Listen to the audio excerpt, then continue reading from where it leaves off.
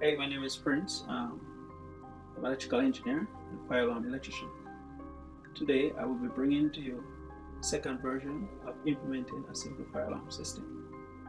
First, let me introduce to you my organization, the Vigilant Society of Engineers, and we are an online platform that provides an opportunity for engineers and electrical professionals to interact, share ideas, and dialogue with each other.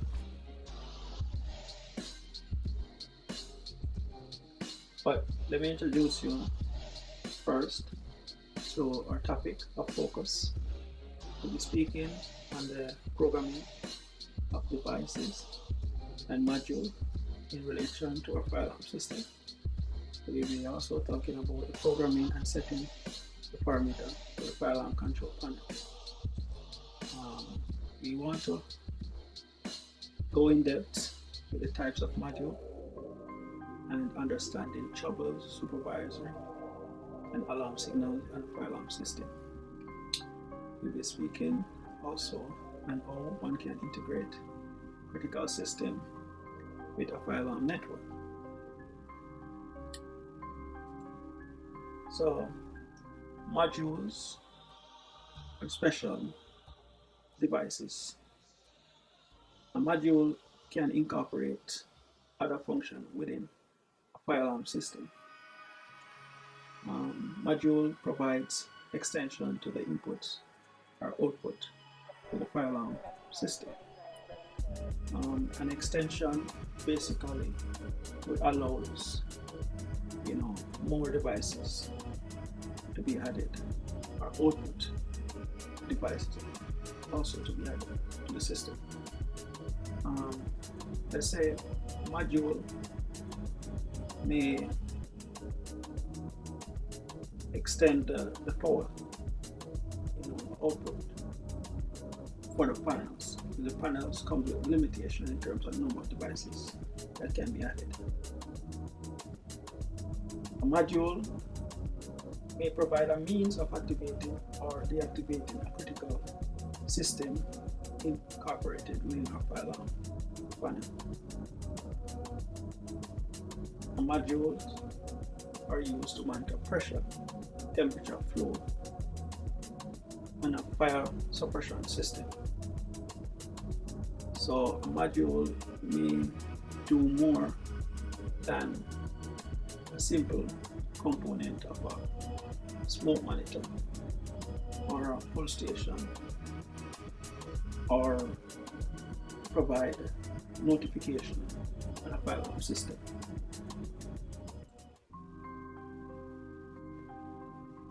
For the fire alarm system, modules are adjustable. Alright, so the modules may form a part of the adjustable component. Right? So we were speaking on addressable fire alarm component in relation to fire alarm modules. Right? So programming is critical to identify addressable component and fire alarm system. Address can be used to indicate a device on the loop. An address can represent a physical location, and the address is physical. It represents a number on a device representing discrete or binary number. For example, the address 15 is represented as 1111, and in physical number that is 1 plus 2 plus 4 plus 8. This is the number that we normally select on the dip switch for the fire alarm components. This number can be assigned to a module or an initiating device.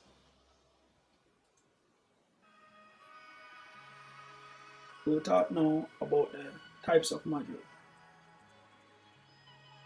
The module can come in the form of a single input, a notification output module, a relay module, a mini module, a fault isolator module, or a supervisor module.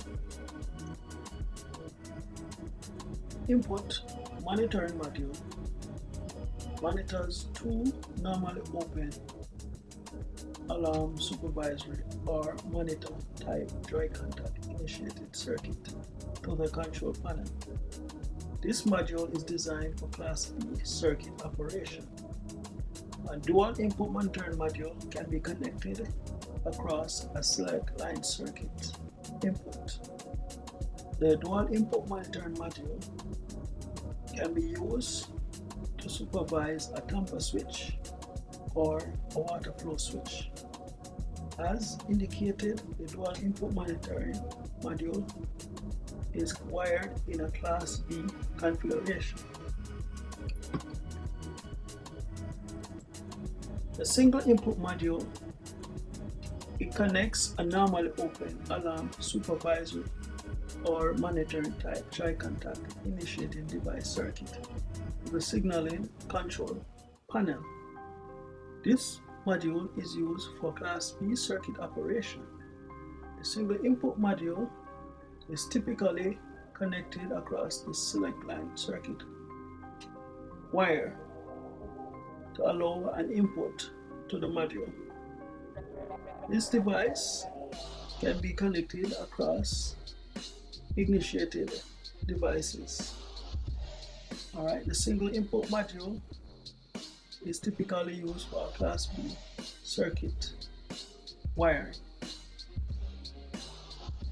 A Class AB input module, it monitors smoke detectors, signal the control panel of any trouble or alarm conditions. The module also regulates and supervises the 24 volts DC input power. The input module may connect, or it's normally connected across a select line circuit input. The Class A, B input module can be configured for Class A and Class B wiring. Typically, for this module would use initiated device of smoke detector, pull station, and manual call points.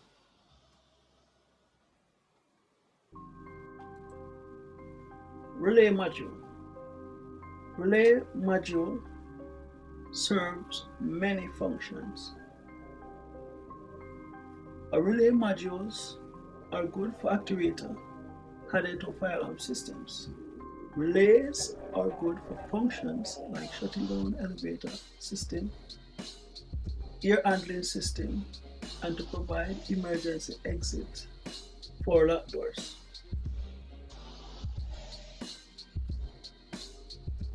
A fault isolator module. It protects a Class A SLC circuit from total collapse due to wire-to-wire short circuits. The module monitors line voltage and opens the select line circuit when a short is detected.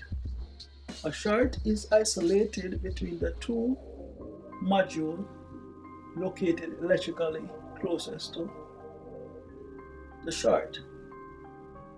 The fault isolator module, in its physical state, as a feature here, it has an address. In some cases, an address may not be needed for a fault isolator module because it doesn't serve the same function as a regular module. Programming and setting the parameter for control panel. Programming any device or component requires an understanding of the inputs that is given and how that input is related to the output. So we have to set the condition for which we want the system to behave. And first, before we can do so, we must identify the values that we're giving to the system. This is based upon the inputs that it is going to accept and the conditions that are set based upon that input for it to produce an output. On the fire alarm control panel, we have select line current or SLC input and output. The SLC device are like the smoke monitor, the pull station, the call point, etc. Also, we have the notification devices, which will go on the notification circuit. Those are like the strobes and the speaker. We also got phone lines, which will allow any phone device to add it to a fire alarm control panel.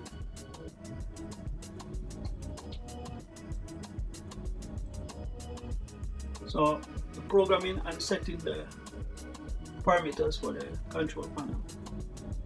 Programming the panel can be thought of as a three-part process. You must program for a system option. These are options that affect general operation of the panel, such as the communication, the report, the date and time for the panel. These are basic system options. The next one we speak about is input points and zone. These are primarily options that control detection behavior.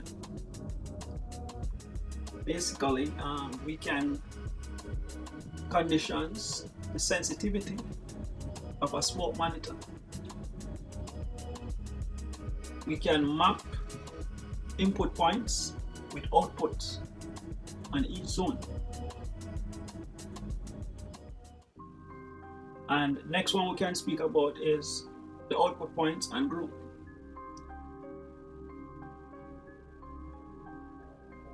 The output points, this includes selecting characteristics for output groups and mapping output circuit to the output groups. The output is on the side of a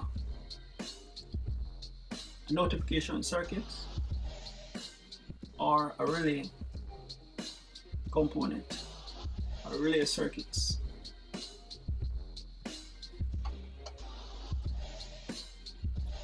Setting the parameter of the fire alarm panel. Also comes with understanding the point system on the fire alarm circuit.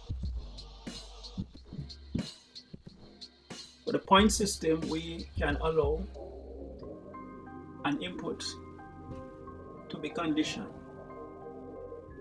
and we can use each point as a means of identifying a module or a component. A point can be disabled and it can also be enabled per device or zone.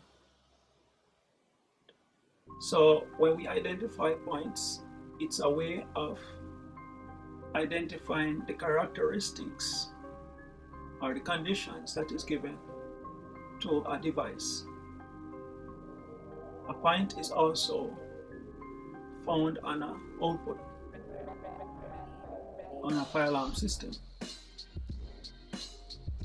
The output point can be enabled and also disabled.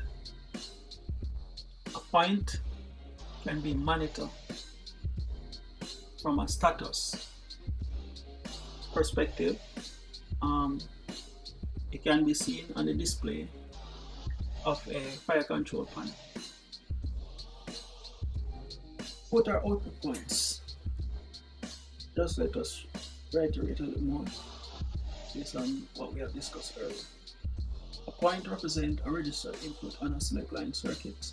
Such points are linked to an address for a device on the load. Every point on a system can be made to enable or disable during operation. Enable or disable points presumed will provide an option of activating or deactivating a zone. Notification output can be enabled per group. The output on a notification represents a single point. Point is enabled or disabled by navigating through the interface of the fire alarm panel. Now let us speak about supervisory alarm and trouble signal. It's very important that we are able to identify the difference. Identifying such difference will help us to take the best action. For example, supervisory signal means part or whole of a system is in abnormal conditions and require attention. Such condition does not mean the system is defective, does not mean the system is in problem. However, it requires an attention and an action to remove the supervisory indication. The trouble signal provides an indication of fault or problem on a circuit with a module or a device that requires maintenance or repair. So, for such signal, you need a maintenance personnel to get involved with the troubleshooting and the diagnosis of a fault on the fire alarm circuit. An alarm represents a change of states that results in the activation of a fire alarm system. An alarm occurs as a result of a signal transmitted by an initiating device. Indicating critical or integrating rather critical system component. Integrating other systems is a way of providing a means of activating or shutting down a system with the use of relay and module made to provide input to the system. We can integrate systems such as an air handling unit, emergency exit, elevator recall, or fire pump. Air handling units are units that provide means of air through plenums or duct systems. These units can be made to shut down during the operation of a fire alarm system. An emergency exit is provide a means of egress, so door can be accessible during the operation of the fire alarm system. Relay and module can provide a means of activation of emergency exit doors. Elevator recalls. This provides a means of returning an elevator to the first floor of a building, as well as preventing access during the activation of the fire alarm system. A fire pump is a component on the fire alarm system or fire deluge system that would have activate upon the activation of the fire alarm system or when the system is in operation. So the deluge system can quench the fire when it occurs. Okay guys, that's it. Thank you for this presentation. I would love to share another one with you. Please visit the Vigilant Society of Engineers.com and sign up to join our team of engineers and technical professionals in the field. We are open for more questions and answers in relation to this topic. That's it.